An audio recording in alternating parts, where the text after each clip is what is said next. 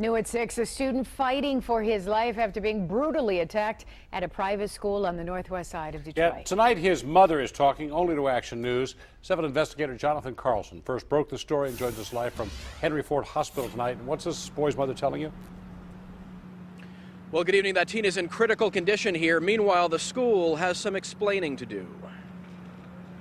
This is 16-year-old Willie Wallace before the attack. This is him today, hooked up to machines, helping him live. He didn't ask for this. His mother, furious and heartbroken at what happened to her only son. Devastated. Devastated. I mean, he doesn't deserve this.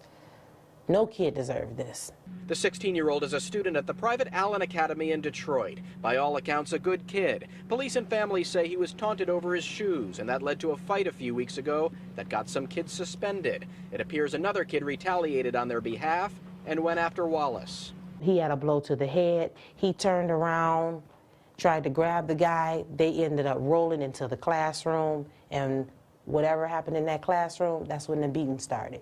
Perpetrator got the victim down on the ground, had him pinned to the ground, struck him several more times before staff was able to separate the two. Police say a teacher in the classroom during the assault failed for some reason to break it up. It lasted nearly 5 minutes before other help arrived. It resulted in Wallace suffering a seizure and having to be rushed to the hospital. He would also have a fractured skull.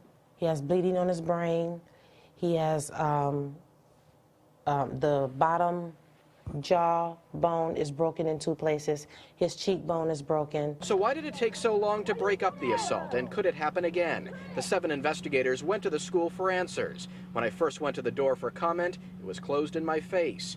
A short time later, we tried again. Hi there, I'm Jonathan with Channel 7. Could we talk to somebody in charge? But we weren't giving up. As school let out, there's a 16-year-old who's laying in a hospital bed because of what happened here. We just want some answers. Can you send out somebody in charge?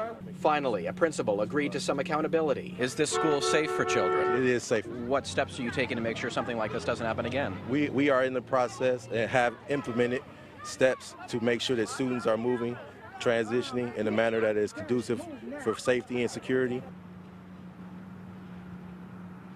Now, because that's a private school, DPD officers don't assist in security. Meanwhile, that student attacker, who is also 16 years old, turned himself into police. He could face charges as serious as assault with intent to kill. We're live for you in Detroit tonight. I'm Jonathan Carlson, 7 Action News. Now, Jonathan, we remember not too long ago when a teacher was hauled into court for trying to break up a fight. But in this case, do they have any rules in terms of teachers getting in the middle of these students? Well, again, as we mentioned, there was a teacher in the classroom. Police say at the time of this fight, for some reason, they weren't able to break up that fight because this was a pretty serious attack. And I'm told there was just so much traffic in the hallways that it took a while for other assistants to finally reach that classroom to come to this student's aid. But the school did tell us today that they are reviewing their security procedures in light of this. I'm sure they knew to, especially if that fight went on for 5 minutes. Thank you so much for the live report.